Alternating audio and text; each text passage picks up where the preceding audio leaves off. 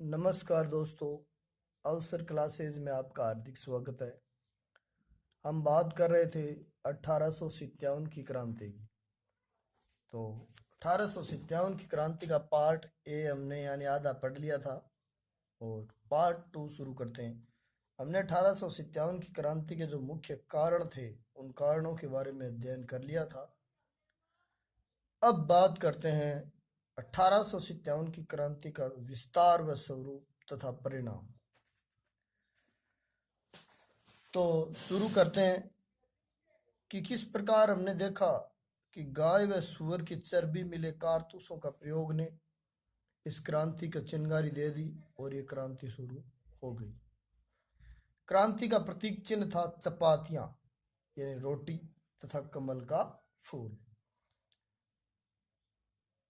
कमल का फूल जो है वो रियासत के शासकों को भेजा गया और चपातियां हैं वो जागीरदारों और आम आदमी को भेजा गया कि वो क्रांति करें और इस क्रांति के स्वरूप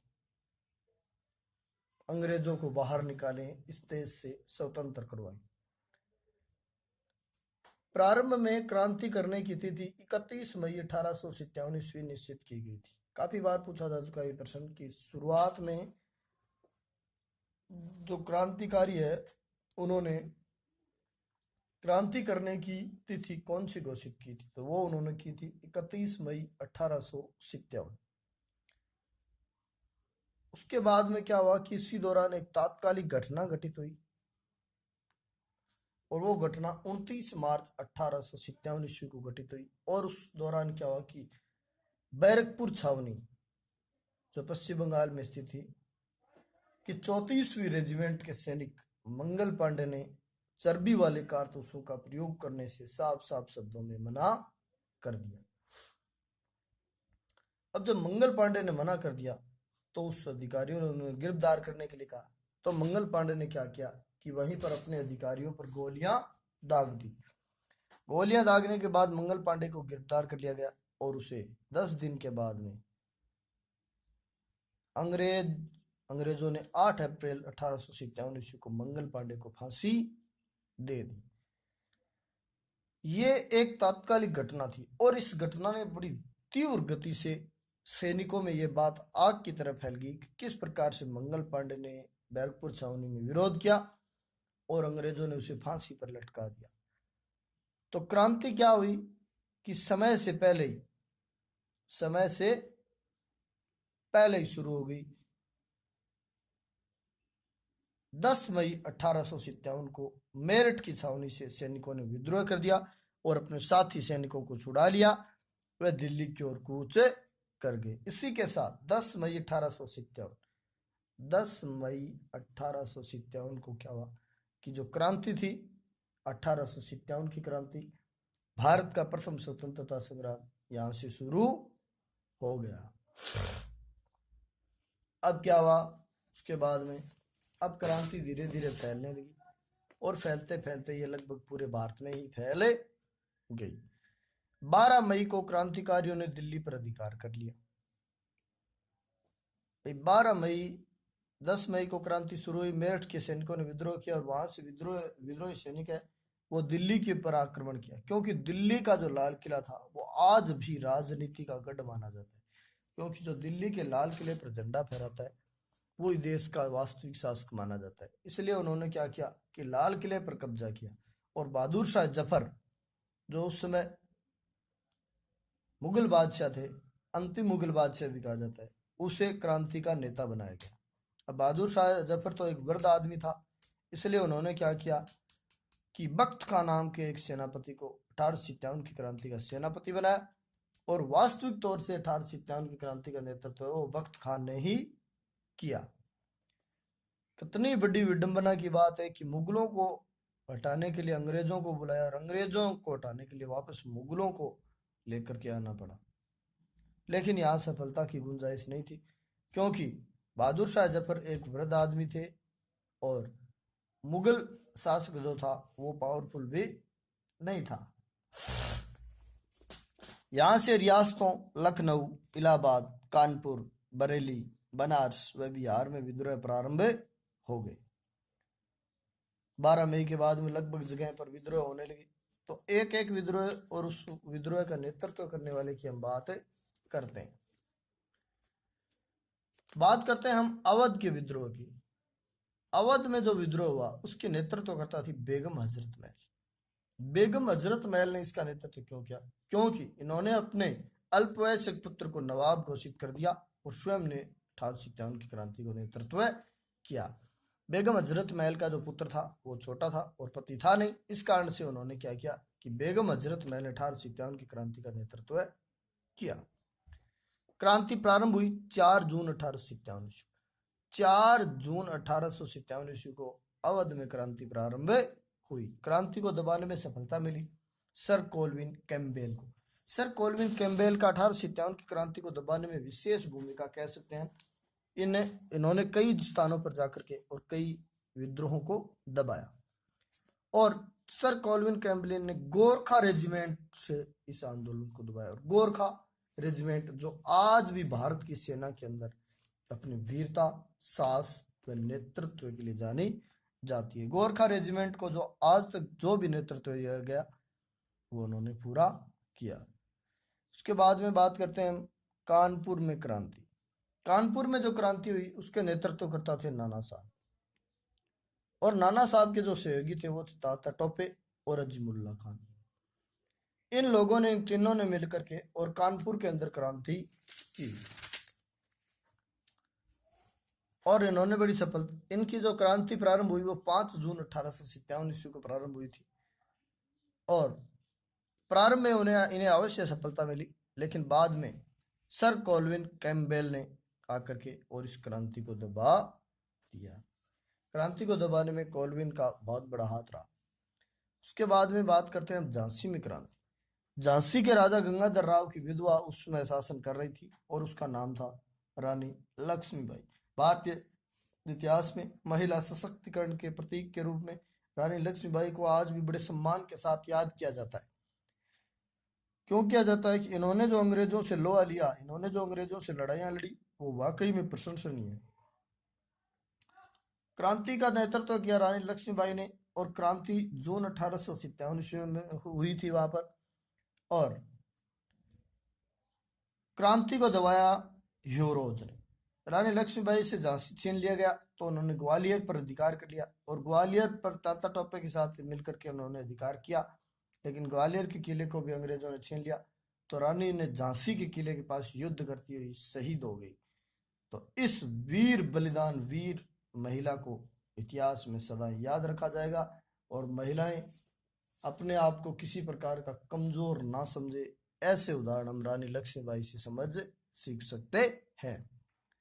फिर आता है बिहार में क्रांति। बिहार में क्रांति हुई वो बहुत जबरदस्त क्रांति हुई। बिहार की क्रांति के नेतृत्व करता थे कुंवर सिंह। जगदूशपुर के जमींदार थे कुंवर सिंह। इन्होंने अंग्रेज सेनापति मिलमैन, कर्नल डेक्स, मार्क व मेजर डगलस जैसे बड़े बड़े सेनापतियों को धूल चटा दी और इनको हरा दिया, लेकिन लंबे समय तक ये भी क्रांति नहीं लड़ पाए और इन्हें क्या हुआ, हारना पड़ा। इसके बाद में रुहेलखंड में जो क्रांति हुई थी उसका नेतृत्व अहमदुल्ला खान ने किया था।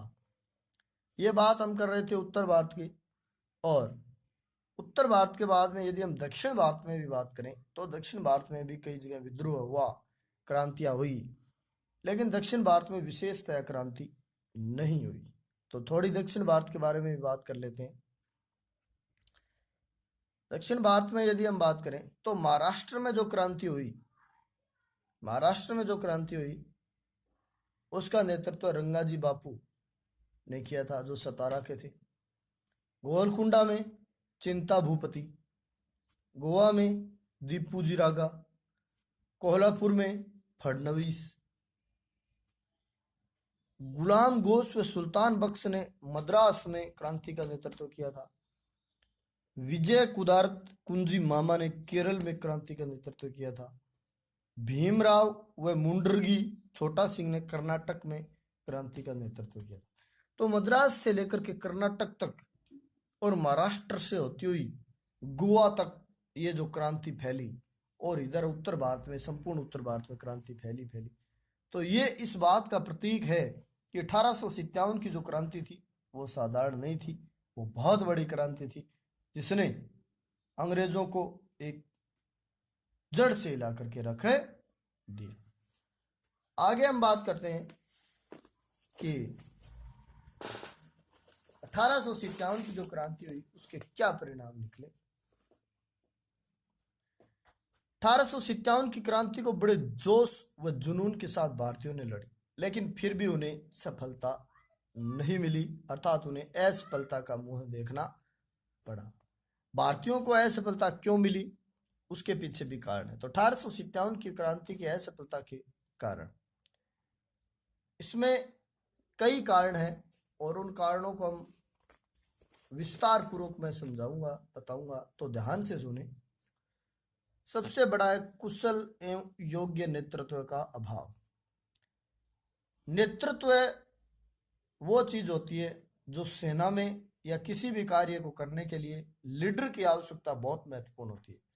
हमने देखा कि 1857 की क्रांति में लीडर का अभाव देखा गया, क्योंकि अलग अलग रियासतों में अलग अलग अंग्रेजों की छावनियां थी और उनमें अलग अलग लीडर आ रहे थे और वो दिल्ली की ओर कूच किया उन्होंने, और दिल्ली को बहादुर शाह जफर को मुगल सेनापति, इस क्रांति का सेनापति बनाया। लेकिन उसमें एकता नहीं थी, क्योंकि मुगल बादशाह जो थे उनकी हालत बहुत कमजोर थी, सभी हिंदू उनसे खुश नहीं थे और सभी इस एक भाषा को जानने वाले लोग नहीं थे। तो अनेक कारण हो सकते हैं उनके पीछे कि जो नेतृत्व करने वाला इंसान जो था वो कुशल और योग्य नहीं था, क्योंकि बहादुर शाह जफर उसमें वृद्ध हो चुके थे। इस कारण उन्होंने बख्त खान को नेतृत्व दिया, लेकिन एक की बजाय दो नेतृत्व करने वाले होने से नेतृत्व कमजोर पड़ जाता है। अगली बात कारण है कि क्रांति का समय से पहले शुरू होना। क्रांति का समय से पहले शुरू होना भी एक कमजोर पॉइंट है। 31 मई को यदि क्रांति एक साथ पूरे विस्फोट के साथ पूरे देश में शुरू होती तो शायद अंग्रेजों को तहस नहस कर देती, विनाश कर देती। लेकिन क्रांति समय से पहले ही शुरू हुई, और समय से पहले शुरू होने के कारण क्या हुआ, जैसा कि मेलिसन नाम के एक विद्वान ने कहा है कि यदि क्रांति समय पर शुरू होती तो अंग्रेज इस क्रांति में सफलता नहीं प्राप्त कर सकते थे, उन्हें भारत को छोड़कर जाना ही पड़ता। तो क्रांति का समय से पहले शुरू होना भी एक महत्वपूर्ण बिंदु है, जिसके कारण भारतीयों को असफलता का मुंह देखना पड़ा। अब बात करते हैं कि भारतीय नरेशों का ऐसे हो, बहुत बड़ा टॉपिक है, बहुत बड़ा कारण, यदि सबसे बड़ा भी हम कहें तो इस कारण को हम सबसे बड़ा कह सकते हैं, क्योंकि यदि बाढ़ ही खेत को खाएगी तो कितने क्विंटल अनाज होगा, बिल्कुल होगा ही नहीं। वही बात है। तो भारतीय स्वतंत्रता प्राप्त करना चाहते थे अंग्रेजों से, और अंग्रेजों की सहायता कौन कर रहे थे, राजपूताना के, मराठों शासक, मैसूर के, पंजाब के और पूर्वी बंगाल के रियासतों के जो राजा थे वो राजा जी है, वो इनसे मिले हुए थे। जैसा WH रसेल ने लिखा है कि यदि पटियाला या जिंद का राजा हमारे मित्र नहीं होते और यदि पंजाब में शांति न बनी रही होती तो हमारा दिल्ली पर अधिकार करना असंभव होता। ये WH रसेल की बात इस बात का प्रतीक है, ये उपहास भी है हमारा, कि जो रियासत के राजा थे वो अपने निजी स्वार्थ के कारण देश हित को भूल गए और अपने निजी स्वार्थों के कारण अंग्रेजों से मिल गए, जिसके कारण भारत को 100 वर्षों की और गुलामी झेलनी पड़ी। उसके बाद ही उन्हें सफलता मिली। अब बात करते हैं हम अगले बिंदु की, जमींदारों, व्यापारियों व शिक्षित वर्ग का तटस्थ रहना। ये भी हमारे देश की स्वतंत्रता के बाद भी और उस समय भी एक बहुत बड़ा टॉपिक है। व्यापारी, जमींदार और शिक्षित वर्ग, आज भी हम शिक्षित वर्ग को हम देख सकते हैं कि वो तटस्थ बना हुआ है, वो किसी प्रकार का न हाँ कहता है और न ना कहता है। जमींदारों ने, व्यापारियों ने 1857 की क्रांति में न पक्ष में और न विपक्ष में भाग लिया। यदि उन्होंने किसी भी पक्ष में भाग लिया होता, यदि वो हमारे पक्ष में यानी कि विद्रोहियों के पक्ष में लड़े हुए होते, तो शायद क्रांति का परिणाम है वो अलग ही होता। अगली बात है सीमित साधन। अंग्रेजों के पास ट्रेंड किए हुए और बिल्कुल अनुभवी और हथियारबंद सैनिक थे, और रेलवे, डाक और तार की व्यवस्था भी उनके पास थी, और उचित मात्रा में उनके पास धन भी था और साधन भी थे। लेकिन क्रांतिकारी तो विद्रोही थे, और उनके पास नहीं तो कोई उचित सामान था और नहीं साधन था। इस कारण से क्या हुआ कि क्रांतिकारियों को हार का मुंह देखना पड़ा। सीमित साधन होना भी एक क्रांति की हार का कारण है। उसके बाद में बात करते हैं निश्चित लक्ष्य एवं आदर्श काबा। ये एक बिंदु है कि क्रांति लड़ने वालों ने यह निश्चित नहीं किया कि जब क्रांति हो जाएगी उसके बाद क्या करेंगे, क्रांति होने के बाद में क्या करेंगे, यानी क्रांति के बाद क्या होगा, कौन नेतृत्व करेगा, यह निश्चित नहीं किया गया था। इस कारण से क्या हुआ कि अंग्रेजों ने भारतीयों को आसानी पूर्वक दबा दिया। यदि उन्होंने यह निश्चित कर लिया होता कि क्रांति के बाद राजा अपना शासन करेंगे, मुगल अपना शासन करेंगे, या लोकतंत्र की स्थापना होगी, या ये होगा वो, जो भी उन्हें नियम बनाने थे वो यदि उन्होंने बनाया होता तो शायद क्रांति का परिणाम कुछ और ही होता। उसके बाद में हम बात करते हैं कि अंग्रेजों की अनुकूल परिस्थितियां। अंग्रेजों की जो परिस्थितियां थी उस समय बिल्कुल अनुकूल थी, क्योंकि अंग्रेजों को उस समय अपने शासन में किसी भी प्रकार की संकट से जूझना नहीं पड़ रहा था। वो आसानी पूर्वक अपनी लड़ाइयां लड़ रहे थे, और उनके सामने ये 1857 की क्रांति आई, उसमें उस दौरान उन्हें किसी प्रकार का विरोध का और उपनिवेशों में सामना नहीं करना पड़ा। इस कारण उन्होंने अपनी समझ शक्ति है वो भारत पर केंद्रित कर दी। कैनिंग व अंग्रेजों की कूटनीति। लॉर्ड कैनिंग व अंग्रेजों ने बड़ी कूटनीति से क्या किया, इस क्रांति को दबाया। ये भी एक कारण है। कैनिंग ने पंजाब, पश्चिम के पठान व अफगान, सिंधिया व निजाम को शांत रखने में सफल हुआ। लॉर्ड कैनिंग जो बहुत ही बड़ा एक साम्राज्यवादी महत्वाकांक्षी लीडर साबित हुआ था, और उसने क्या कर लिया कि पंजाब जैसे जहां के सिख बड़े वीर, अपनी वीरता के लिए आज भी सिख बटालियन को जाना जाता है, सिख रेजिमेंट को जाना जाता है, उन लोगों को लॉर्ड कैनिंग ने लालच देकर के शांत करना एक बहुत बड़ी नेतृत्व की बात कह सकते हैं, और इसने क्रांति का पूरी तरह से पासा पलट कर ही छोड़ दिया।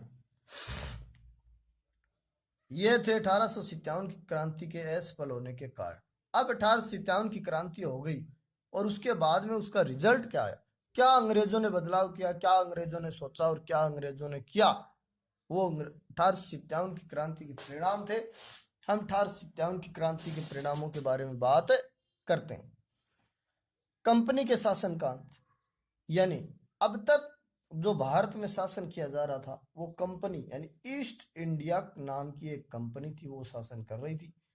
लेकिन अब उन्होंने कंपनी के शासन का दी एंड कर दिया, और वहां पर 1 नवंबर 1858 ईस्वी को महारानी विक्टोरिया ने भारत का